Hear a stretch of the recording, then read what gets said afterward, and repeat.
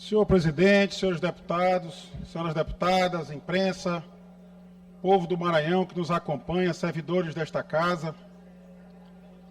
Viria à tribuna hoje trazer mais temas relevantes para o nosso Estado, mas na semana passada, o deputado doutor Iglesio, deputado que nós consideramos todos da base Brandonaro, a base do Brandão e Bolsonaro aqui nesta casa, trouxe acusações contra o governo anterior, liderado pelo governador Flávio Dino, pelo ex-governador Flávio Dino. Tratou de um tema que foi o repasse de recursos da EMAP, Empresa Maranhense de Administração Portuária, uma empresa pública que tem um único acionista, que é o Estado do Maranhão, para o Tesouro do Estado. O deputado doutor Iglesio considerou aquilo um escândalo. Inclusive tem forçado a nacionalização desse tema, tratando, como eu disse, como se escândalo fosse uma mera transação feita por uma empresa pública para os cofres do Tesouro Estadual. No dia seguinte, trouxe o deputado doutor Iglesio aqui à casa a suposição de que os atos praticados pela empresa, pela EMAP, não teriam sido praticados pelo então vice-governador Carlos Brandão. Disse ele, amparado em matérias publicadas pela imprensa, que não era verdade que o vice-governador, então presidente do Conselho de Administração daquela empresa, tivesse praticado ato algum. E eu venho à tribuna desta casa hoje, primeiro, defender a plena legalidade dos atos praticados naquela oportunidade. Especialmente porque eu também era membro do Conselho de Administração daquela casa, daquela empresa, presidido pelo então vice-governador Carlos Brandão. Eu trago aqui, antes que o deputado doutor Iglesio ache que eu estou mentindo, nós temos o currículo do governador Carlos Brandão, publicado no seu site, www.carlosbrandão.com.br, em que ele diz, primeiro, textualmente: em 2014 fui eleito vice-governador na chapa de Flávio Dino, governador. Por 2 mandatos participei ativamente da sua gestão. Tem sido lugar comum, deputado Júlio Mendonça, deputado Otelino, deputado Ricardo Rios, deputado Carlos Lula, deste governo transferir o ônus dos seus erros ao governo anterior. Toda vez que se faz uma crítica fundamentada, com base em documentos, com base em elementos fáticos, o governo sai, não em sua defesa, mas acusando sempre o seu antecessor. Conduta que, na semana passada, reputei de ingratidão do governador Carlos Brandão e de alguns dos seus assessores. Como posso exemplificar, o secretário-chefe da Casa Civil, que em vez de defender o governo, com elementos concretos, com fundamentos, com documentos, preferiu atacar o governo anterior, como se ele mesmo não tivesse feito parte do governo anterior. Pois o que disse também aqui no currículo do senhor governador Carlos Brandão, além de vencer as eleições com Flávio Dino em 2014 e de ter participado ativamente da sua gestão nos 2 mandatos, ele diz: além disso, presidi o Conselho de Administração da Empresa Maranhense de Administração Portuária por 2 mandatos. E essa informação pode ser facilmente checada, porque consta da prestação de contas da EMAP no Tribunal de Contas do Estado, os administradores da empresa. E eu peguei o ano de 2018, que foi quando foram realizadas os repasses da empresa para os cofres do Tesouro Estadual. Não houve repasse para bolso de ninguém. Houve o repasse para o Tesouro Estadual. Os administradores da empresa, além do seu presidente, Eduardo de Carvalho Lago Filho, Ted Lago, vários outros membros, eu inclusive como membro do conselho, mas vejam, senhores, consta também aqui como membro do conselho Carlos Orleans Brandão Júnior. Consta até seu CPF, deputado Otelino. Não duvide do que eu estou falando aqui na tribuna. E ele, portanto, no CONSAD foi aprovado essas operações. Aliás, eu segui, inclusive, a orientação do presidente do CONSAD, de então, exatamente o vice-governador Carlos Brandão. Portanto, se houve alguma ilegalidade, se houve algum escândalo, ele tem nome e sobrenome, seria Carlos Brandão. Mas eu quero tranquilizar a todos aqui, que pelo menos neste ato, o governador Carlos Brandão, então vice-governador, não praticou nenhum ato de corrupção e nenhuma ilegalidade. Pelo menos neste ato eu tenho convicção disso e farei tranquilamente a sua defesa aqui nessa casa. Em 2019, também o presidente do CONSAD, do Conselho de Administração da Empresa Maranhense de Administração Portuária, Carlos Orleans Brandão Júnior, atual governador do estado, aprovou todas as operações feitas, encaminhou à presidência da EMAP, que por sua vez encaminhou ao Tribunal de Contas do Estado. Deputado Galbert Cutrim, se aqui estiver presente, as contas foram aprovadas sem ressalvas. Consta aqui do acórdão do Tribunal de Contas, acórdão 354/2020, julgamento regular das contas.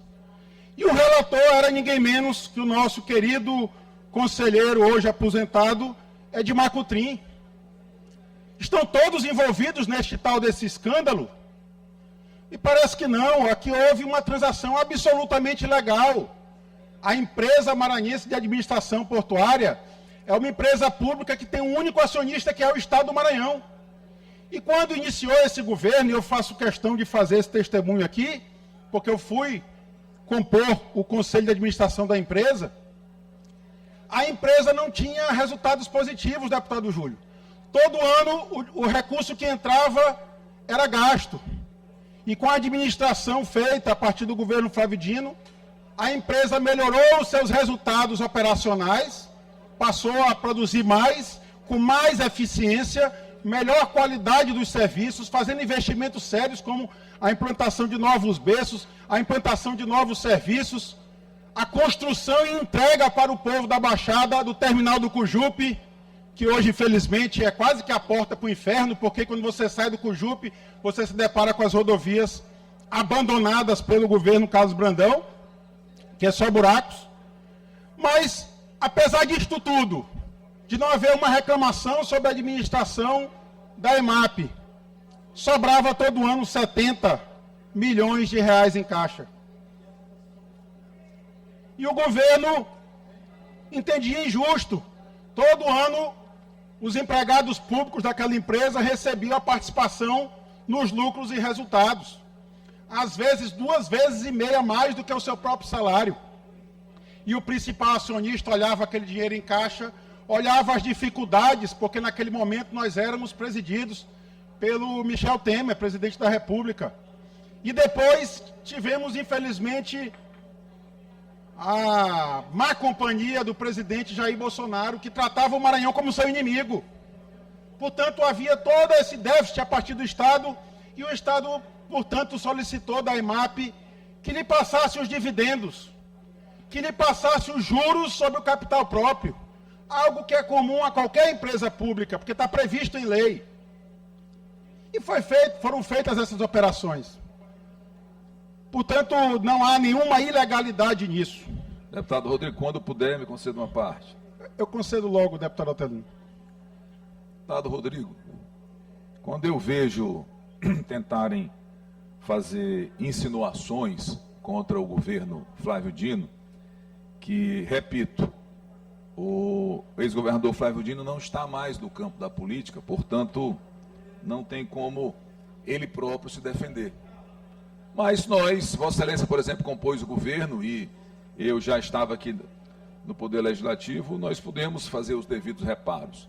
Mas quando eu vejo o governo Brandão mandando plantar notícias em veículos e estimulando insinuações de desvios, de improbidade, eu fico pensando assim, é mais ou menos como se o sujeito entra na casa do outro, assalta, rouba a geladeira, televisão, joia, dinheiro e sai gritando no meio da rua dizendo: pega, ladrão. É mais ou menos assim. Quando eu olho essas cenas, é o que me vem à cabeça. E aí, Vossa Excelência estava comentando do Porto e das operações que nada de ilícita tiveram, e eu fico olhando o que acontece hoje no Porto. Eu disse meu pronunciamento na semana passada, quando eu e deputado Júlio tratamos sobre o tema, Vossa Excelência não estava nesta sessão, que eu ia começar a contar alguns dos acontecimentos do Porto do Itaqui. Faria sentido, ou faz sentido, por exemplo, os recursos da EMAP serem utilizados para patrocinar feiras, cavalgadas, vaquejadas, exposições. Inclusive a Expoema do ano passado foi financiada com recursos da EMAP. Faz sentido um super helicóptero ter sido alugado pela EMAP e ficar sendo utilizado pelo governador em atividades que nada tem a ver com a finalidade do Porto do Itaqui, da EMAP? Não faz sentido. Então, vejam só a diferença. Aqui, naquela época, se discutiu e se utilizou os juros, finalidades específicas, e a aplicação desse recurso, inclusive, é aprovada pelos órgãos de controle. E hoje, nós estamos vendo, dentre outras tantas coisas, mas eu não vou enumerá-las todas hoje, além da prática de nepotismo direto e cruzado, com diversos agentes públicos dos mais diversos poderes, esses desvios claros de finalidade. Uso de helicóptero, como eu disse, pagamento de despesas em Brasília. Então, esse é o retrato do governo Brandão. Essa é a forma como o governo Brandão administra a coisa pública. Portanto, para não ocupar tanto tempo do pronunciamento de Vossa Excelência, eu estou começando agora a contar aqui os primeiros itens dos levantamentos que fizemos e das informações que recebemos sobre a EMAP. E que, inclusive, tem farras de diárias, não só do ex-presidente do Porto, que foi afastado por decisão do Supremo Tribunal Federal, mas de outros servidores, farras de diárias que certamente eles terão dificuldade de explicar. Cumprimento Vossa Excelência pelo pronunciamento e que só acrescentar essas informações para a gente diferenciar bem o que era o governo Flávio Dino do que é hoje o governo Carlos Brandão. Deputado Júlio, com a palavra. Eu agradeço a luz, que eu estava quase sem enxergar o deputado Rodrigo aqui. Primeiro, lhe parabenizar por trazer esse tema de uma forma serena, de uma forma racional. É necessário, e aí eu faço um apelo a esta casa, que a gente realmente, antes de criminalizar, antes de achicoalhar, por exemplo, como foi feito com o ex-governador Flávio Dino, insinuando, através dos blogs, que teria roubado por último 80 milhões, né, de forma como se o ex-governador tivesse de fato ficado com o recurso. E aí a gente, quando traz esse tema à luz dos dados, que Vossa Excelência também está colocando, nos dá justamente a dimensão de o quanto é necessário nós termos responsabilidade sobre os temas que nós tratamos aqui nesse momento. E aí a gente percebe claramente, né, porque que está instalada no Estado uma crise, uma dificuldade de diálogo extrema, porque a gente prefere, quer dizer, eu não faço, porque muitas das vezes os atores políticos, eles preferem caluniar, eles preferem distorcer, eles preferem, para a luz dos holofotes, e também, não sei mais do que de fato recorrer ao bom senso, ao racional, como Vossa Excelência está fazendo, que é necessário colocar. Na sessão passada, como bem colocou o deputado Otelino, o deputado Iglesias, de fato, fez duras, né, críticas, e aí ele tem todo o direito de fazer o que quiser. Agora é necessário que o povo do Maranhão possa fazer análise dos fatos como elas são e responsabilizar né, de fato, a quem deve ser responsabilizado, e a gente com muita tranquilidade. Eu sempre volto a dizer, como Vossa Excelência fez parte do governo Flávio Dino, como Vossa Excelência defende, né, o governo Flávio Dino, como eu também, a gente faz isso com muita tranquilidade e necessariamente sem querer ofender ninguém, mas simplesmente trazer à luz da verdade e da razão. Por isso eu lhe parabenizo pela a sua atuação. Eu agradeço os pronunciamentos do deputado Otelino Neto, deputado Júlio Mendonça, que enriquecem, de fato, o meu pronunciamento aqui. Mas quem também defende os atos, deputado Florencio, é o governador Carlos Brandão. Aqui, petição do governador do estado do Maranhão, Carlos Orleans Brandão Júnior, que era presidente do CONSAD na época, atravessa uma petição ao Tribunal de Contas, onde diz com todas as letras, abro aspas, e dada a comprovação de que as operações financeiras da EMAP foram conduzidas com plena observância das normativas legais e regulatórias, o governador do estado do Maranhão requer seja declarada a improcedência da representação. Petição do governador Carlos Brandão ao TCU. Petição do secretário de Estado de Planejamento, sobrinho do governador, aliás, casado com uma sobrinha do governador, Vinícius César Ferro Castro, onde diz também, onde faz também a defesa de todos os atos praticados pela EMAP e pela Secretaria de Planejamento. Petição também da EMAP, então presidida, deputado Otelino, pelo senhor Gilberto Lins Neto, também sobrinho do governador, aliás, casado com uma sobrinha do governador.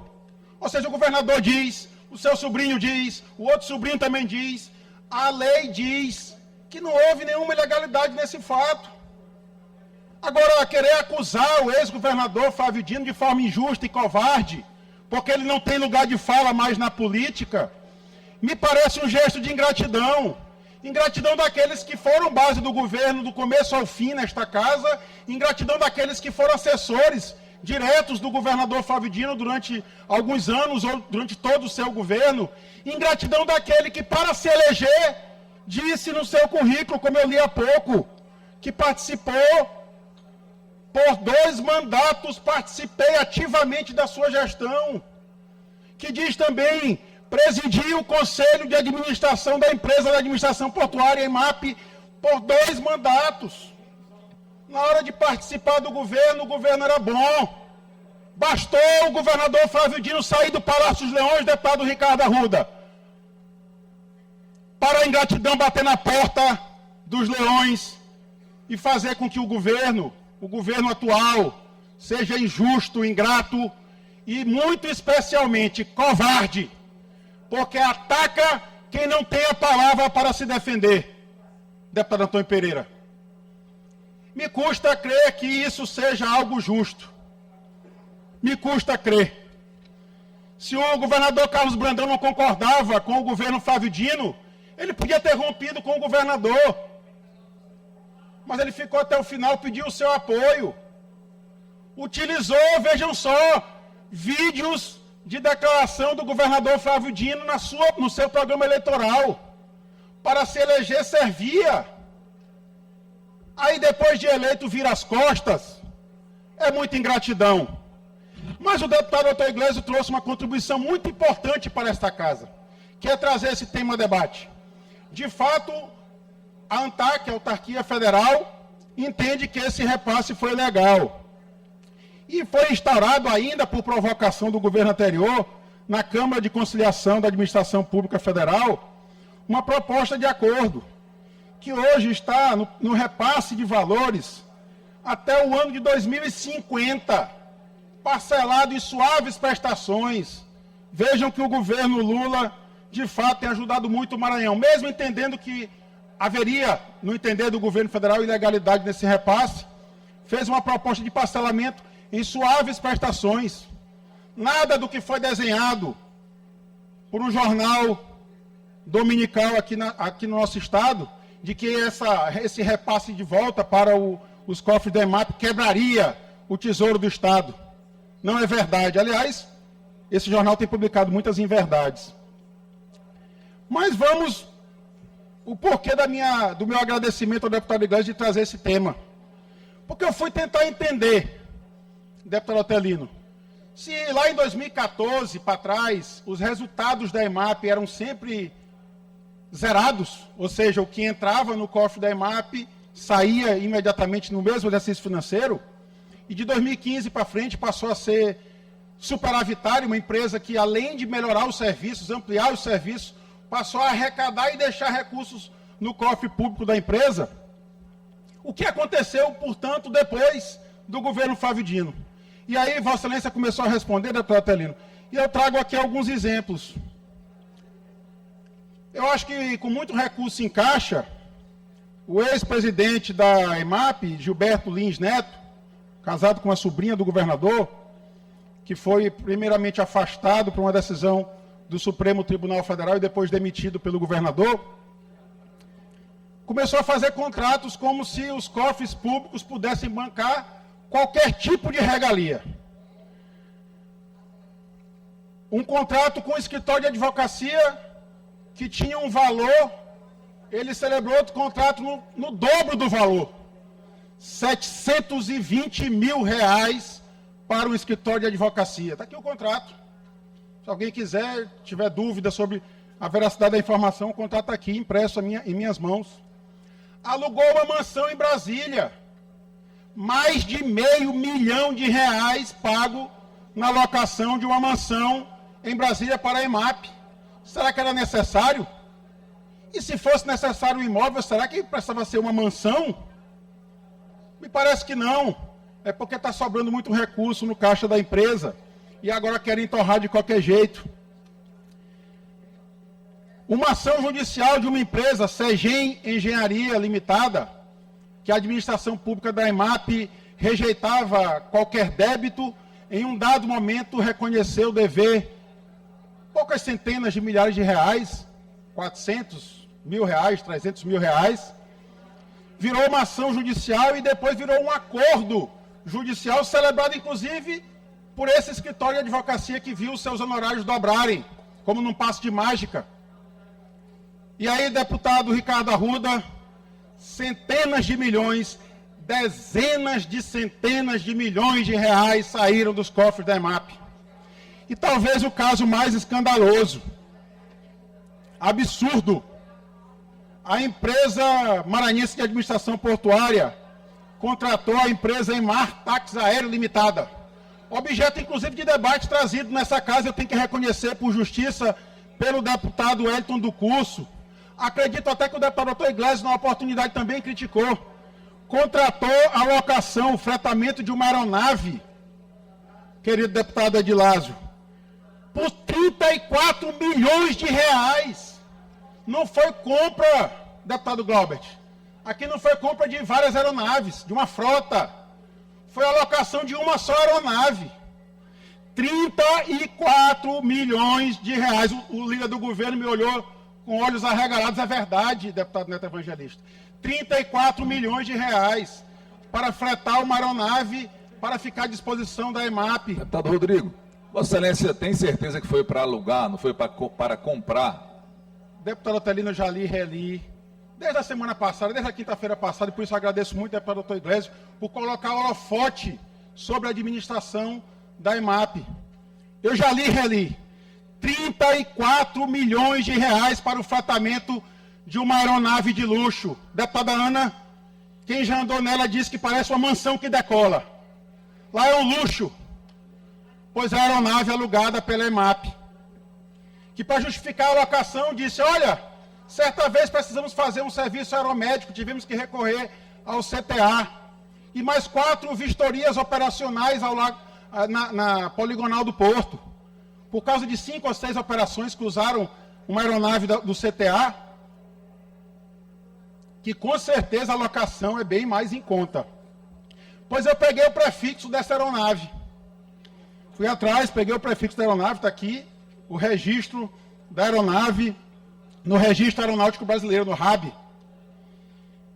Uma aeronave de 2003, deputado Fernando. Vossa Excelência que outro dia criticou, porque estava chegando uma aeronave de 2012, 2011, no CTA, essa aeronave de 2003, mas é muito luxuosa.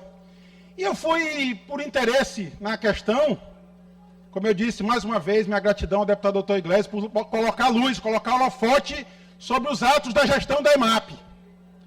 Eu fui procurar uma aeronave igual a essa para vender.